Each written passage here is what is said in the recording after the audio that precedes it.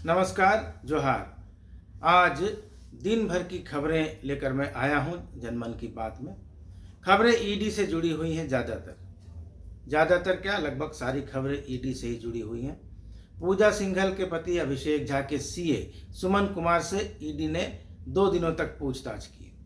इसके साथ जेल में 60 दिनों से बंद पूजा सिंघल, जो रिम्स में इलाज करा रही थी, स्वास्थ्य कारणों से सीने में दर्द और सांस लेने में तकलीफ की शिकायत के बाद वो रिम्स में भर्ती थी, उनको आज वापस जेल भेज दिया गया।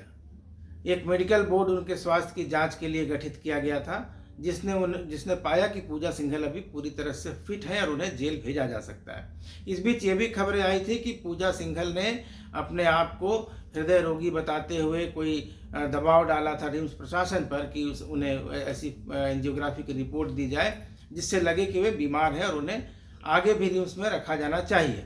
लेकिन ऐसा हो नहीं पाया, इसका खुलासा हो गया और उसके बाद मेडिकल बोर्ड बैठा और मेडिकल बोर्ड ने यह पाया कि पूजा सिंघल अभी फिट है और उन्हें जेल भेजा जा सकता है। तो आज उन्हें 60 दिनों तक रिम्स में गुजारने के बाद जेल भेज दिया गया। इस बीच विशाल चौधरी, जिसे 2 दिन पहले ईडी ने दिल्ली हवाई अड्डे पर सिंगापुर जाते समय रोक लिया था और उसे 28 तारीख को आने का समन दिया था, उससे कल पूछताछ होगी। कल ही 28 तारीख है। बता दें कि ईडी ने परसों रात में विशाल चौधरी को सिंगापुर जाते समय उस समय रोका था जब वह पत्नी के साथ निकलने की फिराक में था। ईडी ने उसके खिलाफ पहले से लुकआउट नोटिस जारी कर दिया था क्योंकि उसे आशंका थी कि विशाल चौधरी देश छोड़कर भाग सकता है।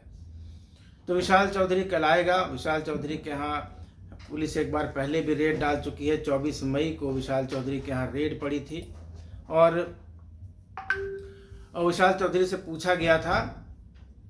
उसके साथ ही उसका आईफोन मिला था, उसके यहाँ से कई दस्तावेज मिले थे, उन दस्तावेजों की जांच की गई थी और ऐसा समझा जाता है कि ईडी को ऐसे कुछ सबूत हाथ लगे हैं जिस पर उससे आगे पूछताछ की जाएगी और संभव है कि उसे गिरफ्तार भी किया जा सकता है।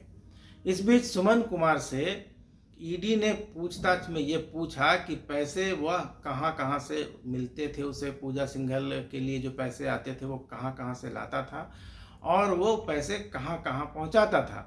ईडी ने उससे ये भी पूछा कि यह पैसे क्या केवल एक ही अफसर के यानी पूजा सिंघल के हैं, तो नहीं। सुमन कुमार ने बताया कि नहीं, इसमें कुछ और अफसरों के भी पैसे हैं। ये पैसा खनन घोटाले का था, अलग अलग जिलों से पैसा आता था और अब इस पूछताछ के आधार पर ईडी ने कई जिला खनन पदाधिकारियों से भी पूछताछ की है। उनसे पहले भी पूछताछ की गई थी और अब माना जा रहा है कि धीरे धीरे ईडी अपनी कार्रवाई को समाप्त कर रही है और जो पहले उसको जानकारियां मिली थी उसके आधार पर उसने जो जांच की, उसका दोबारा जो जानकारी मिली है उसके आधार पर अब वो शिकंजा कस रही है और जल्दी ही इस मामले को पूरी तरह से सील पैक कर देगी ईडी। तो ये खबरें हैं। विशाल चौधरी कल आएगा, सीए सुमन कुमार से पूछताछ पूरी हो गई है। इस बीच ये भी खबर थी, कल एक प्रभात खबर में एक छोटी सी खबर छपी थी लेकिन उसका इम्पैक्ट बड़ा हो सकता है। उसमें कहा गया था कि अगले हफ्ते ईडी कोई बड़ी गिरफ्तारी कर सकती है। खबरें ये भी हैं कि सीएम हेमंत सोरेन के प्रेस सलाहकार अभिषेक पिंटू समेत कुछ और लोगों के खिलाफ लुकआउट नोटिस जारी किया गया है ताकि वे देश छोड़कर नहीं जाएं।